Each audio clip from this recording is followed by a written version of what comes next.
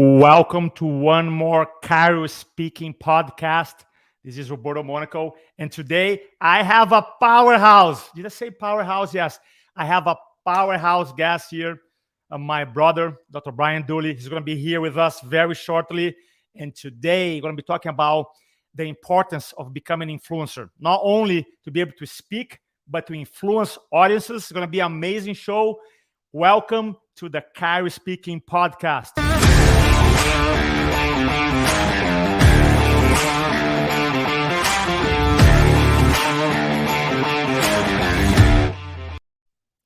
All right, let's bring the rock star, the man of the hour, Dr. Brian. What's up, buddy? What's up? Oh, it's so great to be here. I'm so excited to be here this morning with you. I like hanging out with you any day, but to be on your podcast is a huge honor. So thank you. This is going to be awesome. Excited, brother. I'm so excited.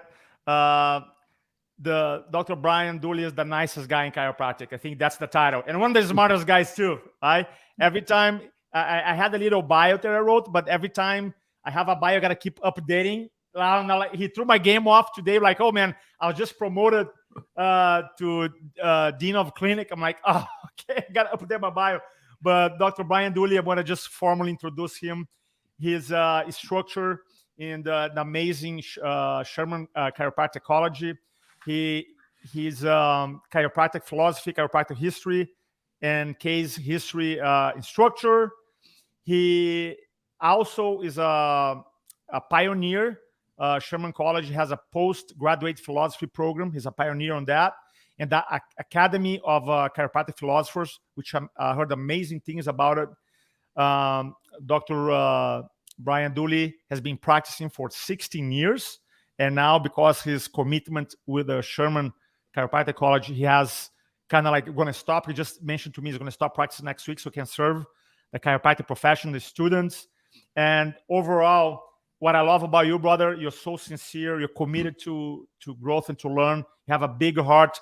I remember we met at the Lyceum first time, and then you have an opportunity. I'll show this cool picture here.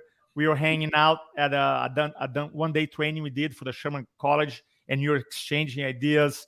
You're super helpful, super powerful, your insights always. And that was the picture of the group. That was actually the last event Sherman did before the pandemic hit last year. And then you're so kind that I think last month you invited me to speak to one of your classes. And this is Dr. Brian Dooley. And I'm on the screen there. So, brother, welcome to the show. Thank you so much. It is truly an honor to be here with you today. The honor is all mine. And like I said, any chance I get to hang out with you is a gift. And so thank you so much for having me on. And I know I'm a lot better at what I do because of your help. So I can't thank you enough for that. So awesome, brother. So let's do some work here. So when I was asking, what do you have in your heart? What do you want to talk about? And you said you have to be. Let's talk. The topic should be something around become or be more than a speaker, be an influencer. So what does that mean to you? Well, for me, a speaker. I mean, I never thought I would remotely be a speaker. In anything that I've ever done. Didn't think I'd ever be on stages, didn't even think I'd be in front of a group of people in a classroom.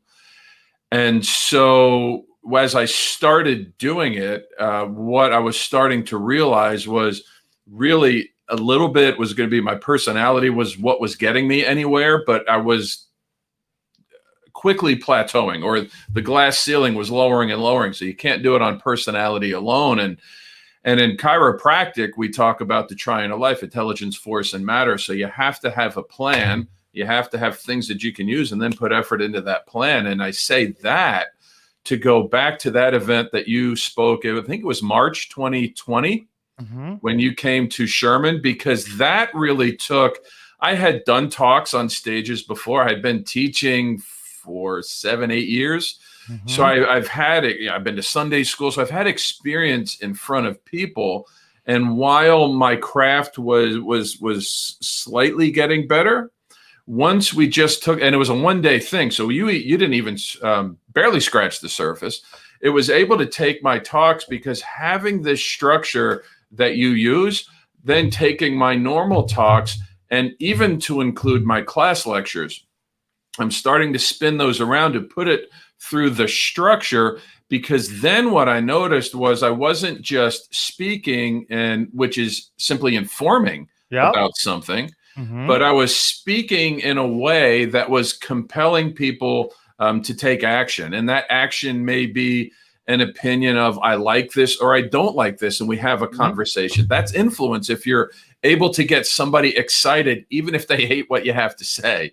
So being able to do that in a way and see people compelled to do something, that was a huge thing for me to become an influencer. So as an example, 2 examples, I guess, I went to Mile High last year, and I was went there, was not going to speak. I was simply an attendee. One of the speakers couldn't make it. And so they said, would you give 30 minutes? And so yes. Okay, yeah, absolutely. Which you always say yes, and then you figure it out later. But I was able to figure it out because I texted you about it, and you just put your 5 things out there of the open, pre-frame, body, pre-close, close. And I was able to take a talk and put something together in 30 minutes. The PowerPoints, I had a few pictures on there, just something to add a little visual. And honestly, it was one of the better talks that I've done because of this structure. And it was received actually pretty well. So I was able to give it a little bit of thought, write something down and have a purpose because I was able to start with, what did I want people to feel about that talk? And that's probably a big thing that I got from you is, how do I want people to feel at the end of it? Because if I know how they want to feel, now I can craft that thing with either the stories I'm going to tell, the content, or whatever, so that hopefully they do feel that at the end. And so now they're influenced one way or another. So I don't want to speak and then have people just say, I can take it or leave it. I don't want to do that. I want them to either really love it and take action, or really hate it and take action. That's, to me, that's still influence. Obviously, I would like people to be more on what I feel is truth. I think everybody wants that, but so I want to see be more of a positive influence than just make people mad all the time. But seeing that I'm starting to have that ability more and more, because one of the things I do here at Sherman is we talk our Sherman Showcase, where we get new students. And I've done the exact same talk for 5-6 years now. And then I took pretty much the words almost exactly, fit them into your structure, and it changed the entire talk. So I really didn't change what I was saying. I changed how I said it. And the response has been great to even our student ambassadors say, I've heard you give that talk a lot. So that's the best you've ever done it. And bro, that makes me so happy. Let me tell you why it makes me so happy. I have almost chills about that, because I've been working on the presentation structures and different formulas for so many years. And that is the ultimate freedom. What I feel as a communicator is to, and I learned this from the principle from Tony Robbins. He said, what you're doing is more important than what you're saying. And for many years, I did not understand that. Like, what do you mean? My words are very important. By the way, obviously, your words are extremely important. Right. If I start speaking Portuguese here, people are like, you won't get the podcast, right? So your words are very important, but there's a deeper level, like what you're doing in a talk, right? For example, the presentation structure, the opening, the pre-frame, the body, pre-close, and close is even more important, right? Because it's a way of you organizing the information, the words. And what I love about it, by the way, thanks so much for sharing these 2 examples. What I love about it, the analogy that I give is this. Let's say you have a Word document. Everybody knows how to use a Word document. And you type in a Word document, and your eyes can see what's written in a Word document, right? On the white page. Now, below that, what people can see, there's a computer language, a code, generating those words. Well, guess what? You don't see the code. Your eyes see the words. You don't see the code. When you're speaking, people hear the words. They don't hear the structure. And that's the power. So thanks so much for sharing that. So we talk about being an influencer, meaning being able to communicate and have a more predictable outcomes. I know you are an advocate, because one of the classes that you used to teach, you mentioned to me, was the orientation classes for Sherman, right? Mm-hmm. Why is it important, in your opinion, for chiropractors, students, and doctors to become an advocate, to become an influencer? What I mean by that is that, why do you feel, in your perspective, and you've been around chiropractors and students for many years, why do you feel it's important for them to have the desire and the strategies to communicate the chiropractic message to the masses? Why is that? Because the chiropractic message tends to be different than what the public thinks it is. When the public thinks it's just about sore necks and stiff backs, there's so much more to it. That's basically using your iPhone for the calculator function. Mm-hmm. So there's so much more to it in your lives. But if we don't tell, we as chiropractors and chiropractic advocates, if we don't tell the public what it really is, how would they ever be compelled to use our service and to see how much better life can be with the nervous system free of vertebral subluxation? So I don't want to, I think in the past, probably I was as guilty as anyone, where I just wanted to inform. Mm-hmm. So I went to school for 3.5 years. I had all this information and I just wanted to give out the information, mm-hmm. but not to take that next step to compel people to action. And so that's what is super important for us as chiropractors, because at the end of the day, an object at rest stays at rest unless it's acted upon by a force. So chiropractic is not going to move forward until we as chiropractors provide that force. And one of the tools that we're going to use is our speaking strategy, mm-hmm. To get the message out. Because if it's true that the public doesn't understand our message, well, then that's our fault. Mm-hmm. So we haven't been influential speakers, although all we've influenced people in is to be confused. And so now we need to change that a bit so that we can influence people to say, wow, this is an alternative I didn't know about. Mm-hmm. One of the most common things I hear in my office, and probably every chiropractor can say this, is when our patients or practice members say, I had no idea I could live this way. Hey, that was me. I'm not a doctor. That right. was my story. I'm not going to get into it because it's 10 minutes, but most chiropractors know my story by now, because I always share every time I have an opportunity. But both my wife and I remember the day when I was beginning working with chiropractors, and I told my wife, man, I met these chiropractors. Mm-hmm. They're like my age. They never took an aspirin. My wife goes, huh? Yeah. And it started, for me, it was like, hey, I just talked to someone from Mars today. We hang out. And I was like, yeah. It was such a, and then you start learning not only chiropractic, but chiropractic philosophy, which for me is such a powerful, because you understand chiropractic philosophy, then you don't walk with fear anymore. You know what I mean? So for right. me, and you're the master of teaching that. So for me, it has been such a powerful, the educational piece of chiropractic. Not only the adjustment, but the philosophy behind the adjustment, the philosophy behind chiropractic. For most families, that's what they need right now, in my perspective. Right. So as an influencer, yeah, in the college and in the industry, I know you speak in so many different stages. I saw you speak in Mexico there the other day. What has been one of the biggest lessons you learned, as an influencer, as a communicator? Well, you mentioned maybe fear a little bit ago, and my super quick was I had so much social anxiety as a kid that I would sit in my friend's driveway and wait for his mom to open the door so I could go inside and play. That's how nervous I was in front of people. So then when I got into a position of, hey, you've got to start talking in front of people, even starting with teaching and then going on to some seminar speaking as well, my hugest fear, and I've always thought it was fear of rejection, and I don't necessarily think that's it, but it's more it was a fear of judgment. What are they going to think about this thing? Mm-hmm, mm-hmm. And for me, the first event I spoke at, I was nervous, and my wife's there, and I said, you know what? As long as the other person doesn't get anybody just frothing emotionally, I should be pretty good. Well, by the time she was done, the whole audience was crying. So my wife looks back at me and is like, yeah, good luck. And so So, and the audience was Dr. Cordero and his wife, Neil Cohen and his wife, and Armin Rossi and his wife. So 3 of my 6 bosses and their wives were in the front row of the audience. That's good. That was That's my good. first talk. That's good. And looking back on it, it was not remotely my best talk, but there was, what are all these people going to think of me? And that's what I thought. And then as I was in the back of that room, it dawned on me, it really doesn't matter. It's just, you have something to say and say it. And probably what I've learned is I'm not saying it to the audience as much as I'm saying it for me.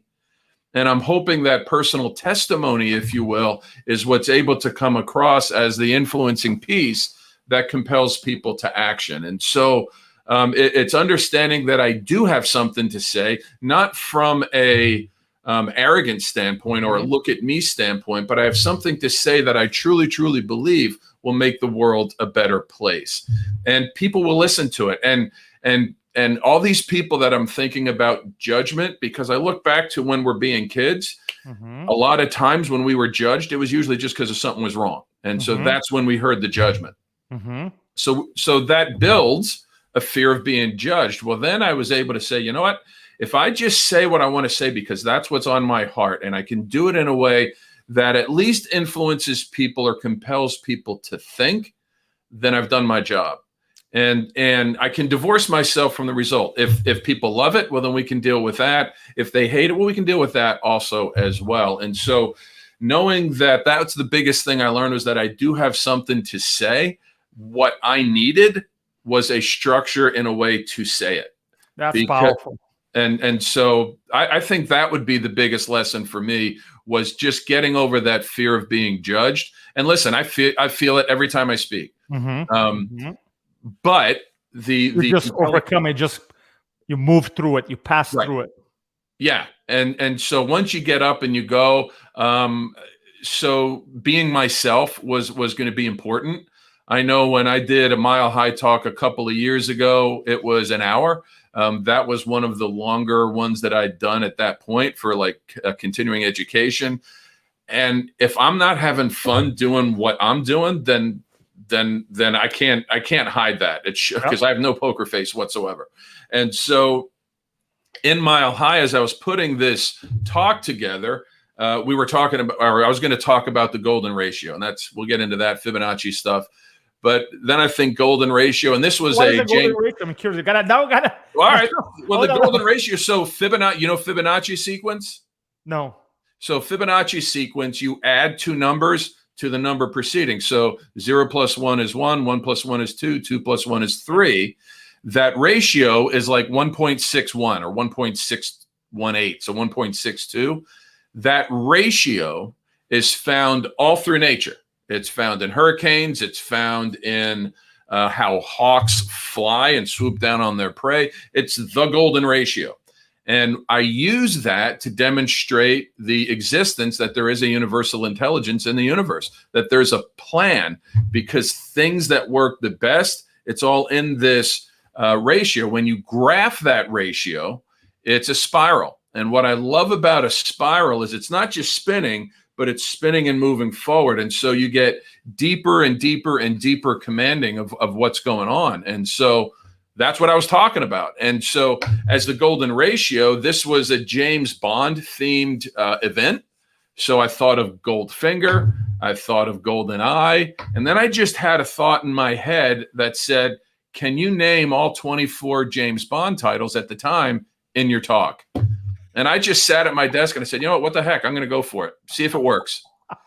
And so having the courage so I had to say, you know what, somebody, they may love it, they may hate it. It ended up being a fantastic talk because I had this device that I could use. I gave people a scorecard to see, so they could check it all off to see if I was able to do it. And it was just, when you're having fun speaking about what you're speaking about, and fun can still be serious. I mean, you can be having a serious conversation, but at the end of that, like, wow, that was a serious conversation, but what a load of fun we had. Then it's like just talking to people in your living room. And that was what this event was. This was the first event. I mean, it was probably the biggest audience I'd spoken to at the time. And I was surprised at how comfortable I was, given I was the guy that would sit in my friend's driveway. So because I was and this was before I met you, so I didn't even have a good structure yet. So I had met you a little bit and watched a little bit, but being able to have a good time without the worry about being judged, and that talk, even to this day, might be the talk that I've gotten the most. Hey, that was really good. Way to go. Fantastic job. Because what happened was I stumbled upon, if I broke it up, your structure's there. And I just sort of stumbled upon it from hearing a lot of other things. So so you were influencing me before you were influencing me. I can say that. But I want to unpack it because it sets a lot of things here I want to unpack. First of all, golden ratio. I'm going to go and study that because I am sure there's a golden ratio in speaking. Oh, gotta be. I'm not aware yet, but I'm going to figure it out. So listen, I'm going to send you a video of the talk where I talk about it. Okay, perfect. Because this is fascinating for me. That's number one. Number two, you mentioned two things that I want to make sure you capture that. Number one, talk about fear of judgment. Number two, talk about having fun speaking. The fear of judgment, and I just did an event last Friday, a virtual event for chiropractors in Europe, and I asked them what stopped us from advocating, for becoming the influencer. Fear of judgment is the number one thing. So it's really important for us to be able to overcome that, because if you have that fear, you won't be able to go to the next level, which you just said is having fun. I have a saying that goes, when you love speaking, speaking loves you back. And the reason you're having so much fun doing the James Bond talk, you're having fun. You're being creative. And a lot of what I love about the example, you had the courage to say, I'm going to do something totally new. Right? I'm going to mention 24 titles. Right? It's like, that's courage. Most people are like, I want to be in my box here. So I want to acknowledge that. And because you had the courage, because you're having fun, and because you overcome the fear of judgment, then you're able to produce amazing results. So absolutely love that, brother. Fantastic. I absolutely love that, because that story, we cover all these principles. Now, as a chiropractor, influencer, where do you see the future of chiropractic? Now, without getting political and caught up in all the environment we have right now, where do you see the future or the opportunity for chiropractors? I believe right now the future for chiropractic is probably the brightest it's ever been. However, we have to do it in the right way. And so are we going to influence through the virtues of chiropractic about what is right about it? Or are we going to try, because as a profession, what we've done over the years, not just recently, but over the years, is we've tried to lift up chiropractic through how bad something else was. And so in this case, I would highly urge chiropractors, tell people about what's right about chiropractic, because we are at a time where not only people are probably as confused about things as ever, but it's just so upfront in the front of their brain that they're thinking about, is there a better way or a different way that I can do something in order for me and my family to have the most success possible? And part of that's going to come with your health. And so now the opportunity is, listen, whether it's COVID this year, it's been other microbes in other years, and there's going to be other things to come down the road. But all that is that's no different than any other stress that comes across the body. We all have physical stress. We all have chemical stress of the stuff we eat, drink, or breathe. We all have emotional stress. And how well our body is able to adapt to that stress is what makes you and I have a successful day. And by a successful day, we're healthy and we get through it. You do that with a nervous system that's free of interference. And talking about that, and just talk about it. And you know what? People are going to challenge us. That's that whole cycle of acceptance things. People are going to be mad at us for a while, maybe.